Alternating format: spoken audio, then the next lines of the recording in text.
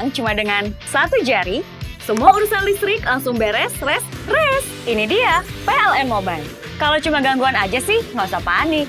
Tinggal tap menu pengaduan, cus petugas PLN-nya langsung datang. Atau mau isi token, pasang listrik baru, atau mau ubah daya, atau cek hitungan listrik. Urusan listrik serahin aja ke PLN Mobile. Hidup ini berawal dari sebuah mimpi, membawa keyakinan untuk meraih sebuah tujuan. Dimulai dari langkah kecil, kita nyalakan perubahan dengan energi baru. Saatnya kita bersiap untuk menyongsong masa depan dengan semangat keberlanjutan.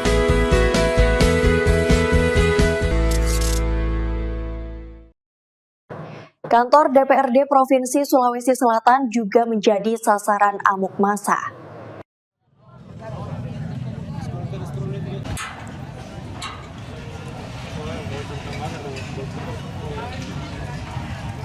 Inilah gedung DPRD Provinsi Sulawesi Selatan yang dibakar massa pengunjuk rasa di Jalan Urip Sumoharjo, Kota Makassar. Nampak ribuan massa berkumpul mulai dari depan kantor DPRD Provinsi Sulsel hingga ke dalam kantor DPRD Sulsel. Terlihat massa merusak fasilitas bangunan dan membakar gedung DPRD. Massa juga menghancurkan sisi bangunan dengan melemparkan batu membakar di semua sisi gedung DPRD Sulsel.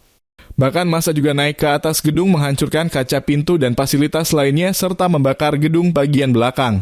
Bahkan sebuah ATM di dalam halaman kantor DPRD Sulsel tak luput dari amukan massa dengan membakar dan menghancurkan ATM tersebut. Terlihat kumpulan massa menjara isi ATM tersebut. Terlihat kobaran api semakin besar lantaran massa terus membakar gedung DPRD Sulsel dari semua sisi gedung. Pagar juga ikut dirusak. Hingga pukul 1:30 dini hari Sabtu 30 Agustus, diduga aksi ini rentetan dari kekecewaan masyarakat. Ilham Syam, Fajar TV melaporkan. Terima kasih telah menonton. Jangan lupa subscribe, like, comment, and share. Saksikan terus informasi terbaru dengan menekan tombol lonceng hanya di channel Fajar TV.